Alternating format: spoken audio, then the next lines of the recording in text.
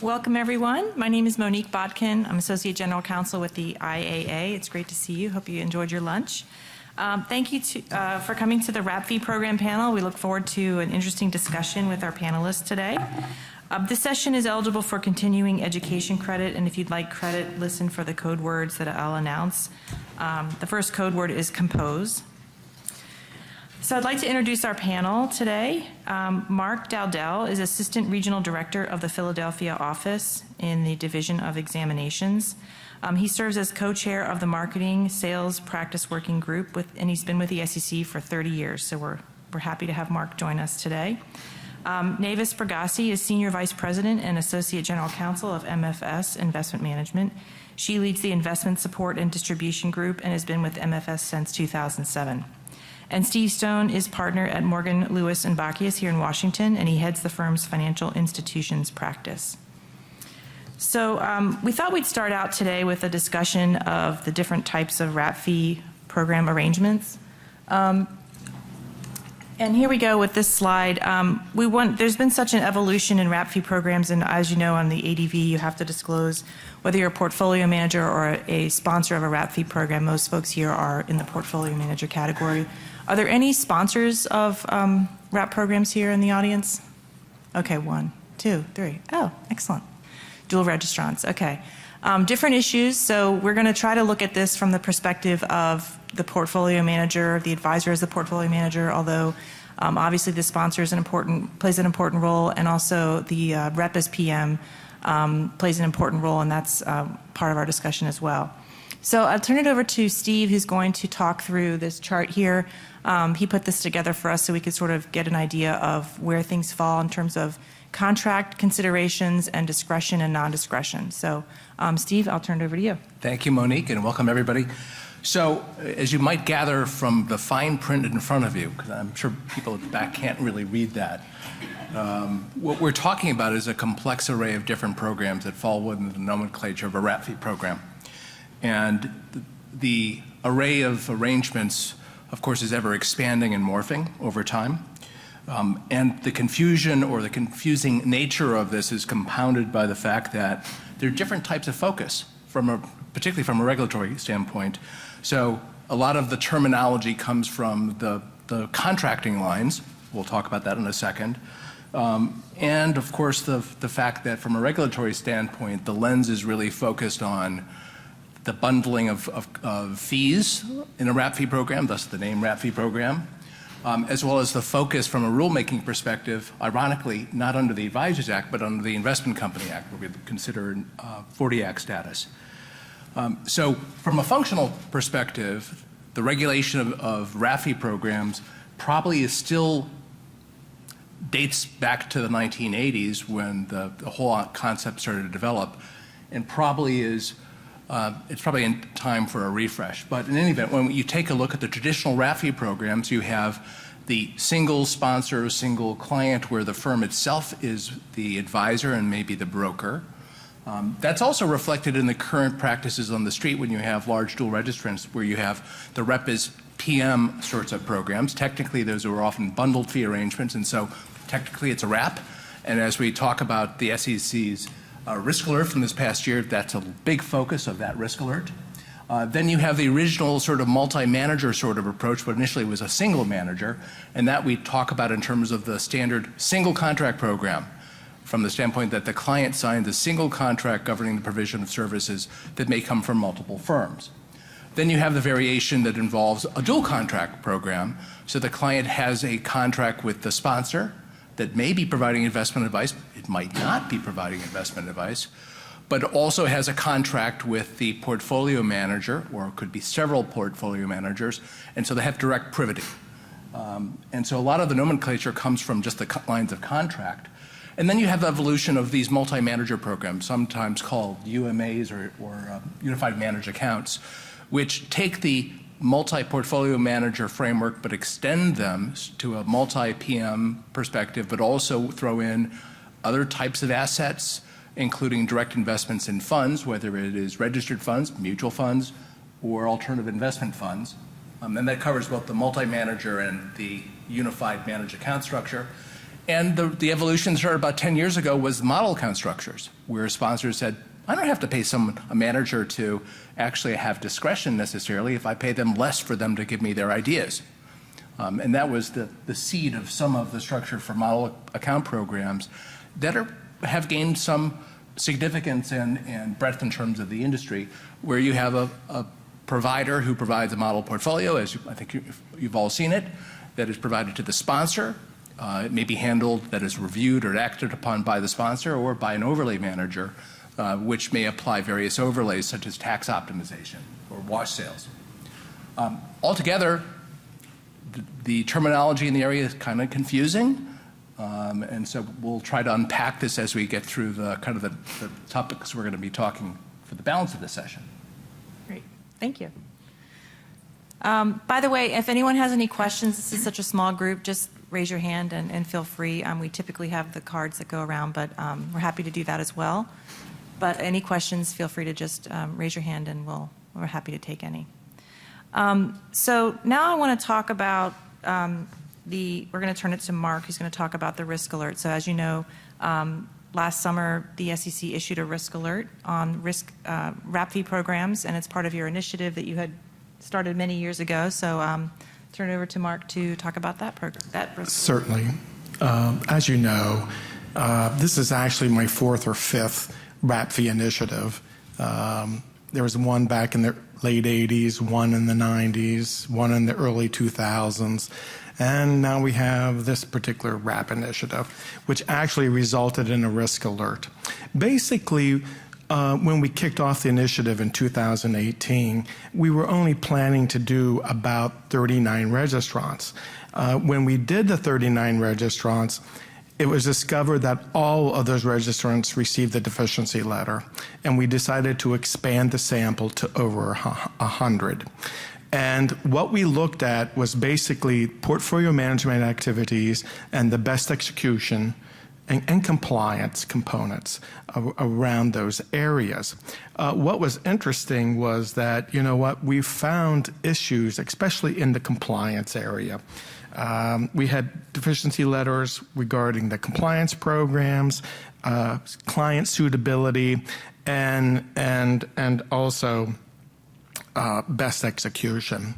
Now, we believe that the risk alert applies to all fiduciaries.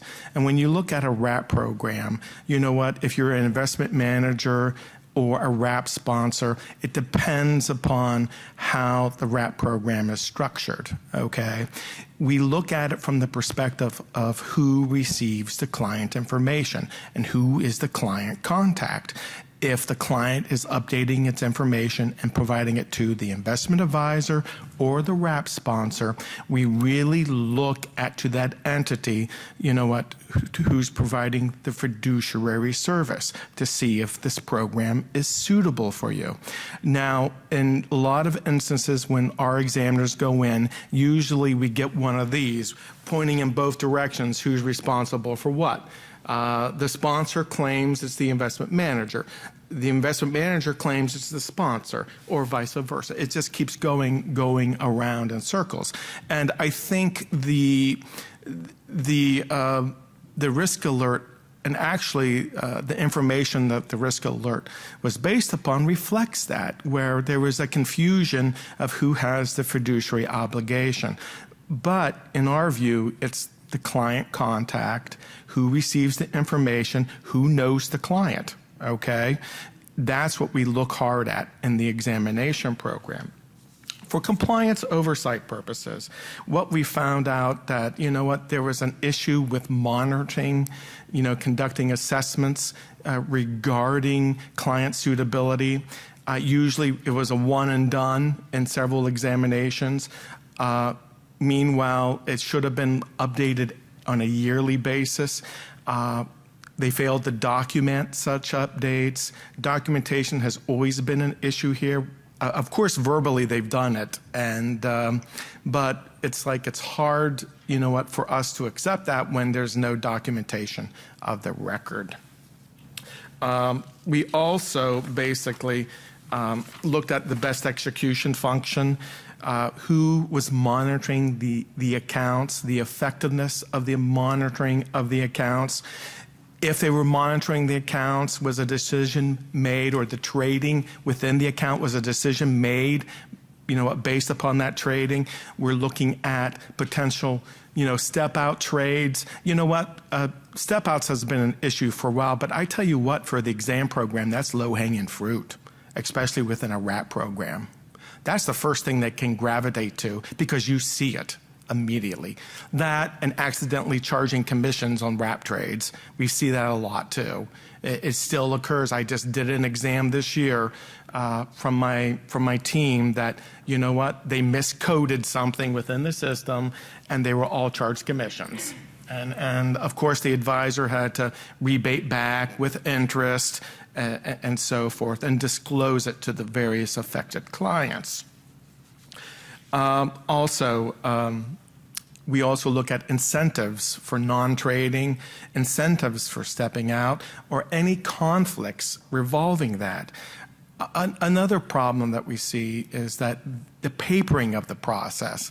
Sometimes we look at an investment advisory agreement and it states that the client will pay commissions. However, you look at the RAP agreement and the RAP agreement says the client will not pay commissions. And it's like, well, wait a minute, what's what here? So when we look at the agreements, we follow the paper. And you know what? And we look at ADV Part 2, all the disclosures, the various brochures, and we want to ensure, that the appropriate individuals are doing what they're supposed to be doing, even from a sponsor, investment advisor, portfolio manager perspective. And a lot of people, a lot of advisors did the right thing. From a fiduciary aspect, they collected all the information from the clients. They got to know the clients. They had restrictions on accounts that the clients wanted. We saw that within the initiative. A lot of managers, and it's like every exam that we do, 90%, 98% of the managers do the right thing. It's usually the 2 to 3%, that spoils it for everybody, even for the examination prospect. Trading and best execution, a very difficult area, especially if you're a small advisor. How many here are just over 100 million, or are we talking billions here? 100 million? Yeah, 200 million, 500 million? Yeah, any billions? Okay. Firms with usually $1 billion or more under management usually can do a very good job in the area of best execution. And you know what? The exam staff expects that, okay?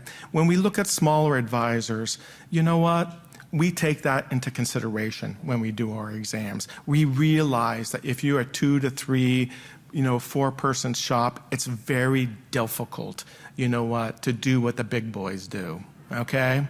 I'm probably being politically incorrect. I'm sorry. I'm not supposed to say boys. Anyway, but if you put a process in place, make sure you develop the policies and procedures around that process. Don't overpromise. I see this a lot. Advisors develop the greatest procedures in the world, especially in the world area of best execution, but they can't comply with their own policies and procedures, or they fail to comply with it. You do what's necessary for the firm. Be practical about it when you put your policies and procedures together, okay? You can monitor step-out trades. There's a way to do it, okay? You know what? We do it when we come and do our examinations, and we'll talk about that in a few minutes.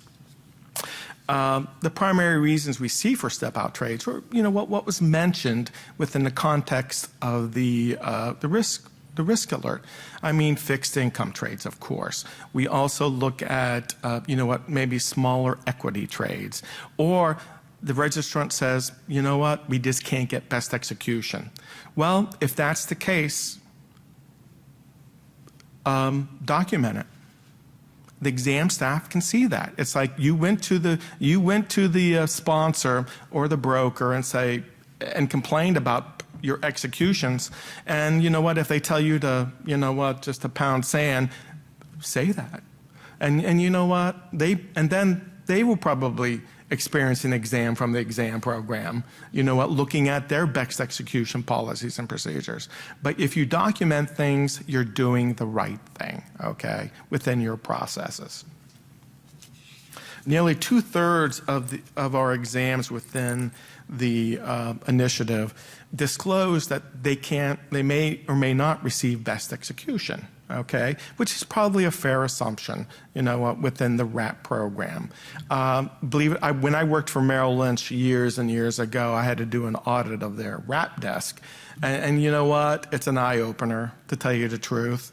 And I'm not going to say in which direction, but it was an eye opener.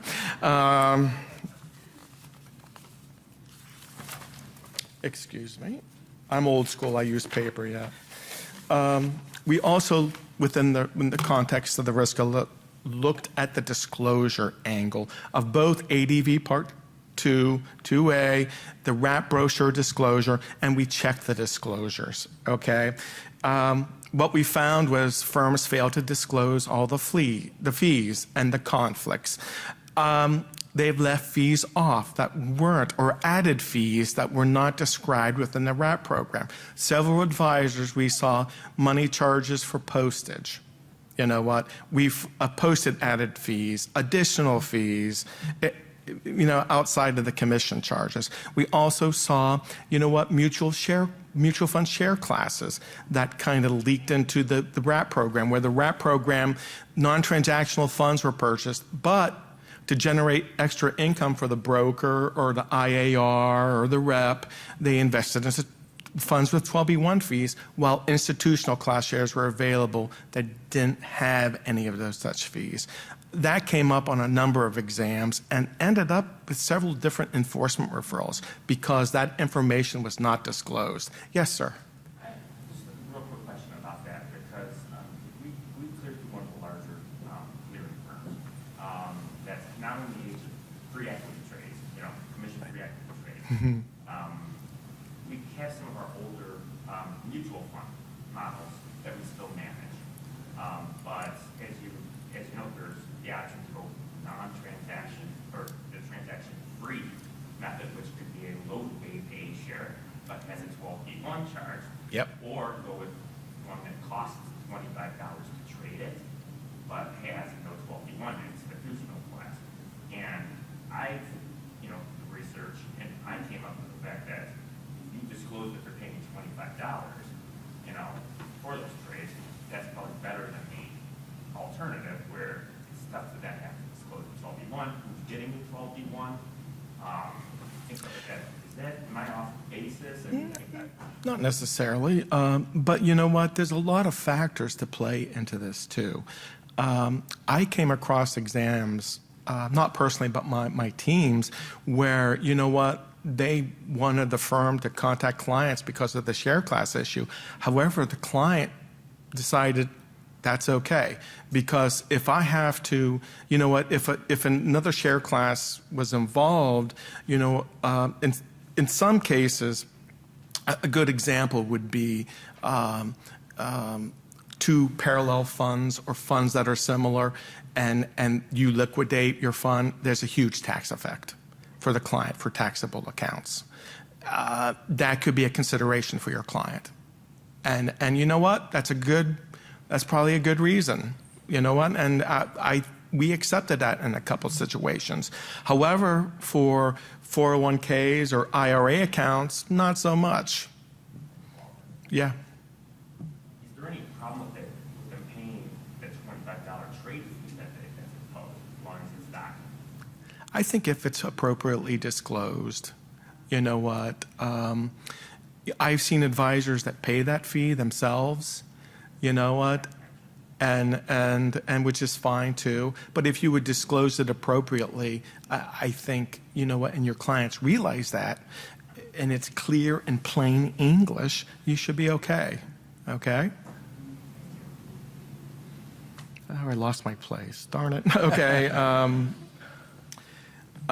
We talked about fees, disclosures, and so forth. Householding. We noticed that in some situations that there were householding issues regarding wrap accounts. They didn't combine it with other accounts so they could get a lower fee. That was an issue. We talked about supervised persons having an incentive in certain situations not to trade in wrap fee accounts. That's always problematic. Also, in some wrap accounts, you may see a high amount of fixed income trades, okay, and a cash balance. Steve and I were kind of talking about this a couple of days ago, or I believe it was you, Nettis. Yeah, I'm sorry. What we did was, is she mentioned that, well, what happens if they reach out and they said, well, wait a second, this wrap fee is not suitable for these fixed income trades and high cash balances, only a few equities. And you reach out to the sponsor and the sponsor says, well, this is only like 1/10 of their assets. It's like, it may be appropriate, but you've got to make that call. You've got to reach out, okay? But Mark, isn't it a function of what goes into the price the client is charged?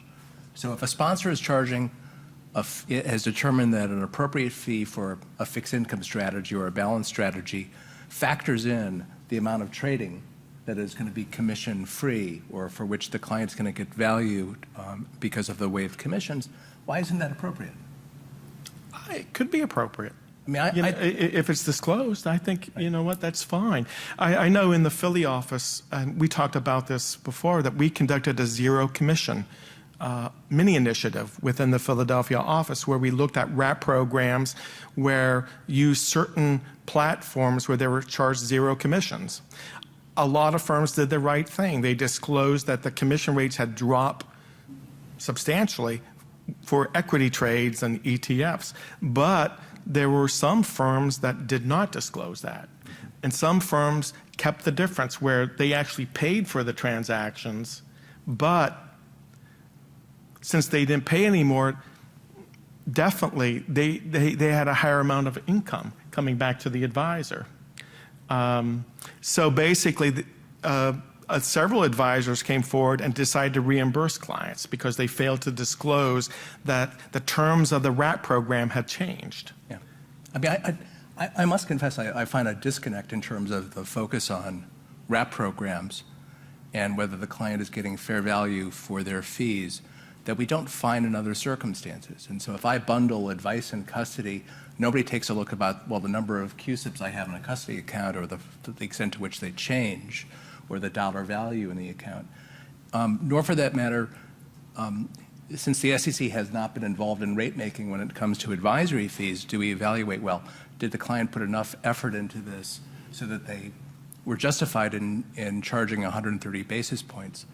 And I think that the world of wrap has changed so dramatically since the 80s because commissions, as you point out, have come down to zero. They've dropped to zero, and unless you know what the advisor is utilizing, like soft dollars and so forth, where there may be nominal charges.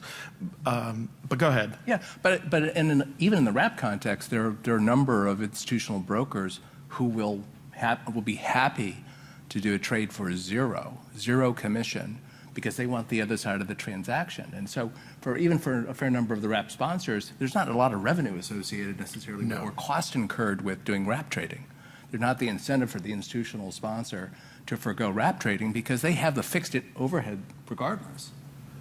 So I wonder where we've gotten to an evolution or a situation by virtue of changes in the market, where we probably need to recalibrate how we approach this and maybe focus more on what is the governance and deliberative process in setting the fees. And is it reasonable? And if you come across a situation where you're an all equity account and you're in a wrap program and there's zero commissions, why call it a wrap program? Well, you know what? I agree. It's like we should the circumstances. Yeah, the circumstances have changed. But you know what? From a regulatory standpoint, it'll probably take years before, you know what, something like that gets through the agency. Well, but to your point, and I think as I said earlier, I think this is an area where from a regulatory standpoint, the regulation of wrap is subject to a reboot. It really should be revisited. And the concept of a wrap fee program and the division between how it's articulated in Form ADV between the schedule and the body of the form doesn't make any sense, because there are a lot of questions in the appendix that are really relevant to more traditional RAP programs that are multi-manager programs. I would use the IAA as a tool to basically Good idea. to start the process. I know that I've been rambling on Oh, and I on. just, yeah, before we ahead. move on to the next question for you, do you have anything else on the risk alert that you want to share? That's it. Okay, so we also wanted to hear about how your division is using data analytics in the evaluation Sure. of advisors. Within the exam program, we actually have a quant group that developed a tool that we call NEAT. NEAT is actually called the National Exam Analytics Tool. That tool can actually take information, a trade blotter, and we incorporated numerous databases from Bloomberg, IDC, and other industry databases and commission databases to formulate over 100 different reports that we do for the analysis of transactional activity. Some of the reports are directly related, like to best execution. We have a report called the Account Execution Advantage. We calculate transactional price advantages and disadvantages by account for individual securities on the same day. So if you have regular SMA accounts and you have regular wrap accounts, we can actually look at the price differences. If both types of accounts trade, we can take a look at that. We look at account velocity and style, account participating in IPOs.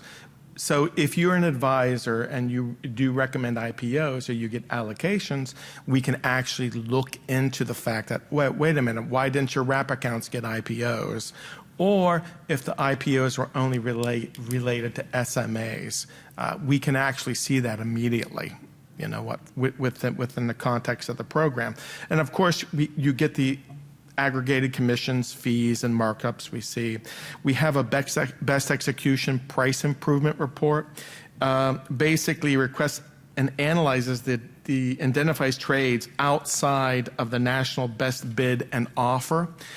We get that directly, from the databases from the industry. If you're a small advisor, for example, that's probably a good mechanism for you to look at, especially if you don't have the resources. It's like, do you fall within, the low or the high for the day within your wrap transactions? If your price falls outside of that, it's like, I would kind of contact the sponsor and ask why. Block trades, we do a block trade analysis. We can compare block trades of regular accounts as to wrap accounts, to see who gets. And we can also do it from trade allocation standpoint, who gets allocated trades first, second, and third, so forth down the road. Turnover analysis. We can do a mutual fund share class analysis. I remember when we first developed that, it took us weeks to do this analysis. Now we can do it within a matter of like an hour and a half, where we connect to industry databases, can get all the mutual fund share classes, do a comparison of your share class to that share class, show the differences, blah, blah, blah, blah, across the board. We also use a preferred account comparison. We take accounts and to see if accounts are preferred over other accounts. Very simple analysis to do now. We actually get a report we have a team called CAPS. This is all they do, is this report, this analysis. And I just got a report today. A huge analysis that had mutual fund share class issues within a wrap program. And it's just incredible what these tools. Now, most of the time, firms can explain the differences, but sometimes they can't. Okay? We have a question. So if you have in your policies and procedures certain allocation practices and you're following it, but according to your analysis, it's not matching up for that particular day, Well, we look for consistency, okay? Remember, we usually get trade blotters for the year, 2-year time frame, and we look for consistency. If we see a one-off, it's a one-off, you know what? But if we see a consistent pattern, that's where, you know what, we'll probably have a comment, okay? Question? Yeah. A question with respect to what is the expectation for changing essentially CUSIS, not just rebalancing, but recommending an improved security when your existing holding is no longer in the top 50th percentile. So often these firms will have about 2,000 different options to populate different asset classes, and some of them are going to be objectively better, lowest quartile, some of them are going to be objectively, worse or better. I have this split. And are you looking to see if there's movement from worse to best, or is that not yet part of what you're looking? I don't think it's part of what we're looking at currently, but that's a great idea. I'll pass it along to our quant team. Follow up on that, because like, for instance, I, sit there as a supervisor and a book when I sit on both sides, but I question my reps all the time. I said, why are you using a rep? Why are you using a advisory account versus a buy and hold strategy for getting paid once? And I look at how frequent the trading seems to occur. So if it's an equity account, for instance, and it's free, why shouldn't they be going into investment? If there's not a cost to the client, like that's where it's like, does the commission see that as more important? The attention, or do they see just what you do overall? I think it's from an overall perspective. You know what, we try, because remember, we're looking at the firm and all your clients. We can only take samples. Right. And let's say if we take a sample of 20 and all of a sudden we found 4 or 5 issues as you described, now we would bring that to your attention and say, well, wait a second, what's going on? What's the issue here? Or is there an issue? And usually our examiners can request additional information. They would rather, discuss it with somebody, instead of going back to the office and put it within the context of a deficiency letter. We'd rather get everything, nailed down as quick as possible. That's all I have. Okay, great. Thank you. That's really helpful. Yes, sorry. Just had a question about, earlier you spoke to the issue of fair value for fees and talking about high cash or high amount of fixed income. Yeah. The way that the markets have progressed and the innovation of different product sponsors, you started also getting into long-term structured products, alternatives like non-traded REITs, where you're dealing with static or illiquid investments where you can't rebalance them easily. So Yeah. what are you really providing for? Haven't seen much of that in RAP programs so far. I don't know if your firm specializes with that, or We'll talk about it a little bit later on, but Yeah. it's coming more and more frequent, including on a discretionary basis. But it does raise a question, both in terms of those are assets that are more difficult to rebalance, but it doesn't mean that you're not expending some effort for which you're entitled to compensation. So I think it kind of backs up to what is the fee that you're charging, and how'd you come up with it, and was it done on a good basis, that is a defensible basis? Understanding that the SEC is not a rate making agency, and the question is what's fair. I agree with that. But I do find that there aren't many shops that have a broad-based deliberative process through a committee where they say, here, let's take a look at our pricing across the board. Let's have some criteria that informs that. Let's look at it from time to time. At the Yeah. sponsor level, you mean? At the sponsor sponsors. level, or, yeah. And I think that that's something that would be helpful, frankly, in defending lots of SEC enforcement cases where there's a concern about the client not getting fair value. Yeah. And Yeah, you can, firms can also get reports from, a brokerage websites too. Yeah, that, totally. that information. And it's just if you use that information, you know what? People, when they do their annual reviews, they're so worried that they have to look at, so much, but you can do a little every quarter. You know what? You may want to test like just a number of trades every quarter. That's part of your annual review. But Mark, I must confess, I get concerned about that a little bit because if we're really focusing on the number of trades, standing in isolation, that creates a perverse incentive for people to do window dressing trades. Could be. And my sense is that Most trades are just for rebalancing. You know what? Once you have the initial account and the purchase, and then the rebalancing trade. So, yeah. So. or maintenance trades that reflect money coming in and out. Right. Yeah. So I just worry that the question is whether the scrutiny on the level of trading creates perverse incentives, It could. and maybe isn't all that important given the fact that the cost of trading is really small at this point. It depends upon, I think if you look at it, the cost is one component, but it's the execution price of the security itself. There could be big differences, sometimes, in that. And I think that will parlay into more of a focus area. Which is, I think, coming up to our Yeah, next but let's, topic. Go right right. ahead. Let's hear from Navis. So thank you for that background and the really helpful information about the program. I know everyone here is really happy to hear about how the exam program is using its resources to analyze advisors and then using those tools hopefully to help firms in their compliance program.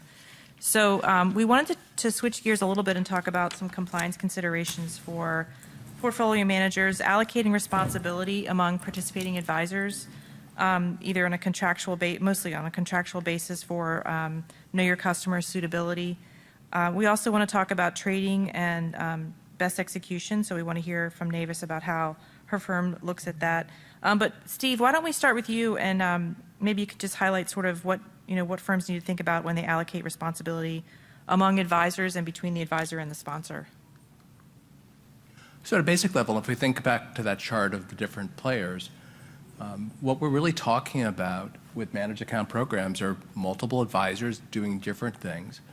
And I think we've gotten to a point that there's pretty good clarity in terms of the contractual expectations of who's doing what. I think firms are doing pretty well in making sure that's transparent to the customers, and I think that's the right place to land. And to, I think, the staff's credit on the risk alert, one of the issues that they did not press that had been an issue that recurred in exams over a long period of time was whether the portfolio manager who was actually making the decisions had suitability obligations, including the tree up to the wrap arrangement. And rightly, the staff has recognized that these programs involve an allocation of functions. And indeed, if any reformed rulemaking on this would pin down a framework of allocation of functions so that it is transparent, much in the way that introducing clearing arrangements are transparent by rule as to broker-dealers. Great. Yeah, and actually, Monique, I was going to add something to that. Yeah, please do. While it's true that there's a lot of clarity now in the contracts about who's doing what we find is that there is more and more different types of wrap programs, as you described in the beginning, Steve. So I know we've gotten to a place where we have a big chart, and for each of the obligations that the fiduciary would have, for each program and each contract and each strategy, we go in and very clearly state who in the contract has taken that obligation on. And it is sort of all over the place just because there is more and more creativity going on with the different types of rep programs. But it is really important for advisors to do that kind of deep digging into the contract so that they understand themselves what the obligations are, and then make sure that you follow up with policies and procedures to make sure that you are meeting the obligations that you've taken on. In terms of disclosing for the clients, one thing that I know we struggle with, or at least I know when I read the ADV I really struggle with, is because there are so many different types of programs, when you're speaking to a participant on the end investor in the wrap program, it's really hard as an advisor, you don't have that direct relationship, to explain things in the ADV in a way that would make sense to the client. because you have to say, we have some clients in these kinds of programs, then we have other clients in these model programs, then we have other clients in model discretionary programs and other clients in model non-discretionary programs. And if you are in the SMA program, we may have the right to do this or not. We may have suitability obligations or we may not, because again, it depends on, each contract may be different. And then really what you have to do is to say to the participant, please reach out to your sponsor so you understand between the sponsor and us in your program who has that responsibility. So it's really hard as an advisor to be able to really point to the participant to, for you, this is what it means, because they don't know where they stand and you're explaining things in a more general sense. So I know that's something we struggle with. And And I think- Mavis, do you typically have a contract with those participants? Like, would you consider them a client? So as Steve had his layout before, where you have the dual contract, we have for the dual contract clients, we have a contract with the client. There is very few of those. I think that's mostly a historical thing. I don't think there's a lot of managers entering into dual contracts anymore. And then beyond that, it's all over the place. So if you are in an SMA program, you're a discretionary advisor, you consider the participant to be your client. And then when you're in a model, generally, you hope the participant is not your client because you're just providing a model. But again, describing all of that in the ADV, and now because there's crossover of model providers that truly want you to just give them a model, but still want you to say that the client is your client, things can get complicated. So how do you handle best execution when you're dealing with trades, either through your model program or your SMA discretionary? Yeah, so as an advisor, you should start with a chart, meaning where do you actually have a best execution obligation? If you're providing a model, you would hope you've done a really good job in the contract of making clear that you have no best execution responsibility, and you should make that very clear in the ADV to the participants. If you're a participant in a model program, we as the advisor don't have any best execution responsibility. Talk to your wrap provider. Where things get more complicated is where you are a discretionary manager for wrap programs. And then there you have flavors. So you have the wrap program where you are the investment advisor, you're a discretionary advisor, and you have trading ability. And then you have the ones where you're a discretionary manager, you don't have trading ability, meaning you have to actually send all of the trades back to the sponsor or the sponsor's affiliate. In that case, it is truly directed brokerage. However, you need to have very good disclosure to make clear to the client that in that case it's directed brokerage, your hands are tied, you have no ability to control the execution quality of the sponsor, and that the client really needs to think about the fact that if you did have the right to pick brokers, then maybe you would do a better job than this, or you could do a better job than the sponsor did. So they need to keep that in mind. So there you've disclosed that. And where you have the right to trade, I think that's where things can get complicated. And partially they get complicated because of what we've sort of, between you, Mark and Steve, they've been talking about, which is sometimes you end up with some perverse incentives depending on how the SEC looks at things. Step outs, as Mark, as you mentioned, are a low-hanging fruit. And because they're a low-hanging fruit, sponsors are very focused on not allowing step outs because it's gotten them in trouble in the past. What that means as an advisor is you have to be really, really comfortable that somehow you're going to get better execution than the sponsor before you will step out. And in certain strategies, that's somewhat easy to feel strongly about. So if you have fixed income, if you have equity in small cap or names that are sort of less liquid, you as an advisor really are going to want to have that control over the trading of the order. But when you're doing large cap and general U.S. equity, you're going to feel more comfortable than the sponsor is probably doing a good job on those trades, and it's not worth you taking on that sort of choosing of another broker. However, again, with commissions really going down, the advisors really need to do deeper thinking about when does it make sense to send back to the sponsor and when should they keep it. And that's not easy today because a lot of the sponsors will not give timestamps. And without timestamps, as an advisor, you can guess, or you have a pretty good guess of what the execution quality looks like, and as long as it looks comfortable, you can continue to send to the sponsor, but it's really not perfect. If you had timestamps, you could do a much better job. So generally what you should do if you're in that position is do the best you can, again, to disclose it in the ADV. This is how we make the decision as to whether we step out. We generally don't for these strategies. We generally do for these other strategies. And by the way, we don't have a perfect way of measuring execution quality for the sponsors because we don't have all the information we otherwise would like to have. Although you may have an experience with the sponsor because the maintenance trades are going to go through the sponsor, but it's not going to be comparable size orders. It's not going to be, and the size really does matter when it comes to execution. Right, which is why sometimes it's considerations beyond the execution, beyond price. It may be, I want to treat all of my clients fairly and equitably. And frankly, it's better for me to choose a broker who's going to manage my total order that will be settled through different custodians so that everybody's given the same fair shake, gets the same execution price. And so I think that aside from execution, you can also have issues of fairness that can justify a firm in trading away.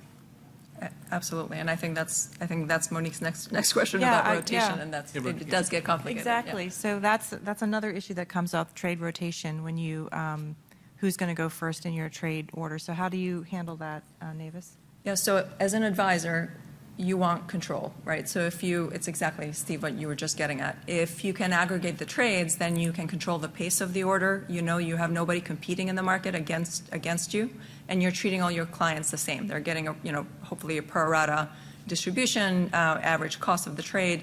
It just makes things a lot more comfortable. The reason why wrap is not comfortable, though, is because you now have different types of clients. You have your institutional clients, which I'll call the non-wrap clients. You have the wrap where you have the right to trade. You have the wrap where you're discretionary, but you don't have the right to trade. Then you have model, which is non-discretionary. And the question is, all of those different types of clients in outside of wrap, if you have a directed brokerage client, you feel pretty comfortable telling that client, you directed me as to who I should trade with. You're going to go to the back of the line a lot of times because you've really tied my hands.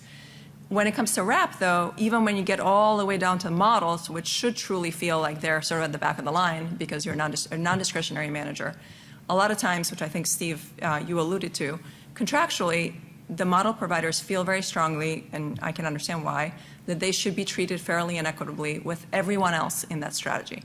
So as an advisor, you're sitting there with these 4 different sort of levels of different clients with different responsibilities that you have to each one of them, but then you really feel like you need to be fair and equitable across all of them.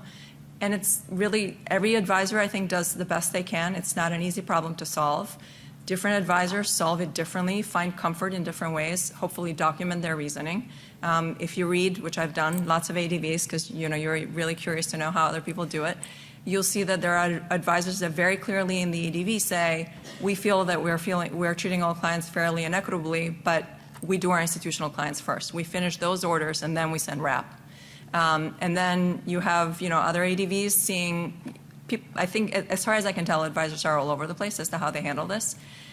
Wherever you land, just make sure you have clean policies and procedures, you have documented reasoning, you're sticking to it, you're disclosing it in the best way that you can. And then the last thing I would say on rotation in particular is a lot of managers write pretty clear rotation programs just because it is pretty technical in terms of how you send the orders out to all the different sponsors. And then what happens, and will continue to happen probably more and more, is technology issues. So one of the sponsors, their system doesn't work, so you can't send the order through.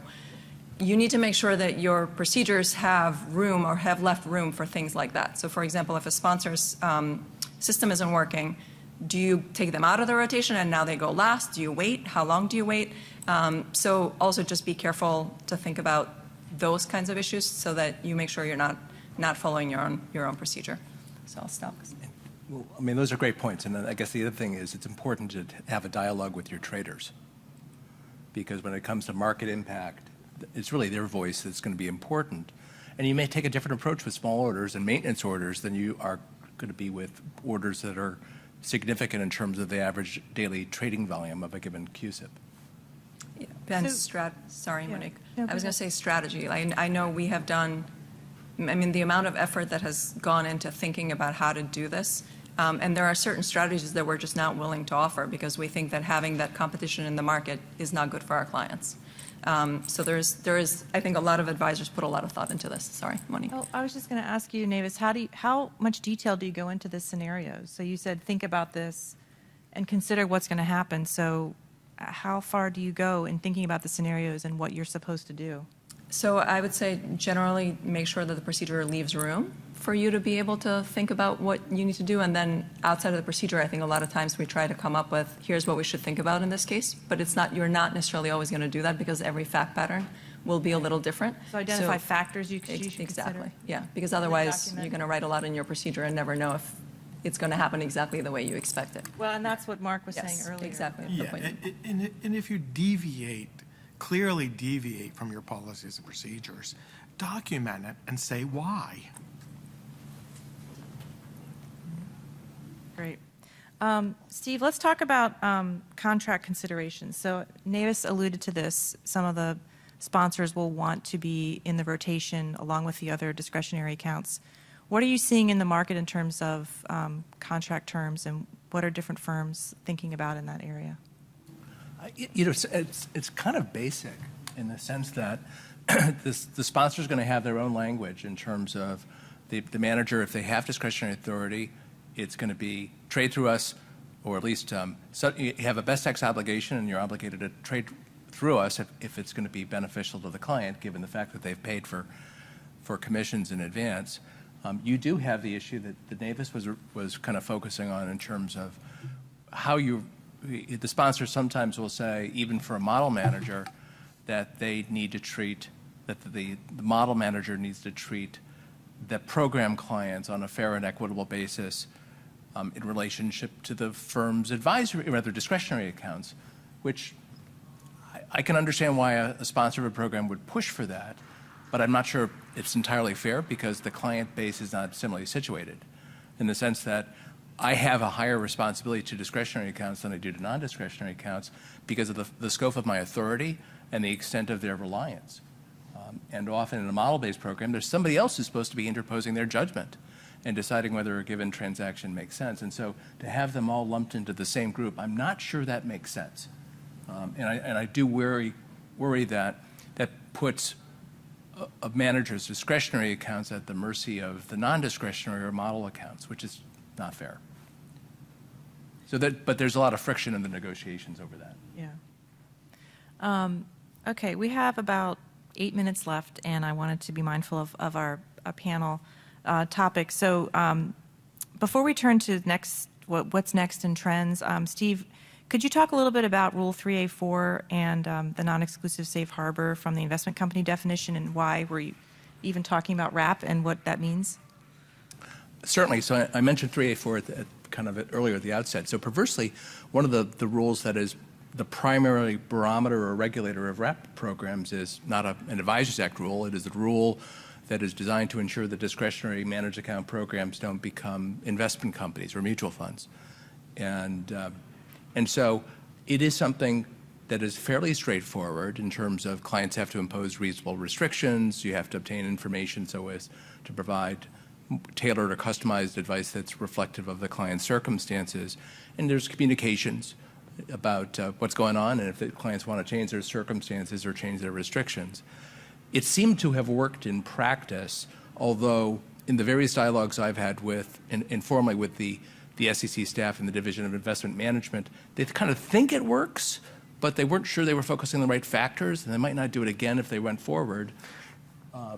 So I would take it with a grain of salt, but it certainly, and perversely, of course, the kind of customization that you're required to do under 3A4, you would not be able to do if it were an investment company, because then you have senior security and other issues. But it is a focal point, and the staff report on the risk alert focused on 3A4 compliance, as did the Robo release. Yes, definitely. The Robo release focuses on 3A4. And also, there's a concern concerning modeling that if they don't follow some of the components of 3A4 through that modeling process, then it could be an issue. We've run into one advisor or a couple advisors that have over 150 different models. They indicated they don't have to contact a client because the client can choose another model. I don't think IM bought that, but once again, it's a consideration, especially for robo-advisors and also wrap accounts and in the world of modeling. So it's a consideration. And I tell you what, you don't want to have an unregistered investment company. It's like, it is just a pain to deal with. Yeah, and you do actually see a greater focus now on inadvertent investment companies. You saw it a couple weeks ago in the BlockFi settlement in crypto. So you really haven't seen it in the managed account space, but we are seeing it pop up. We did a 3A4 analysis back in the late 80s when wrap fees came about in a big way. I remember going into a couple of different firms looking at 3A4.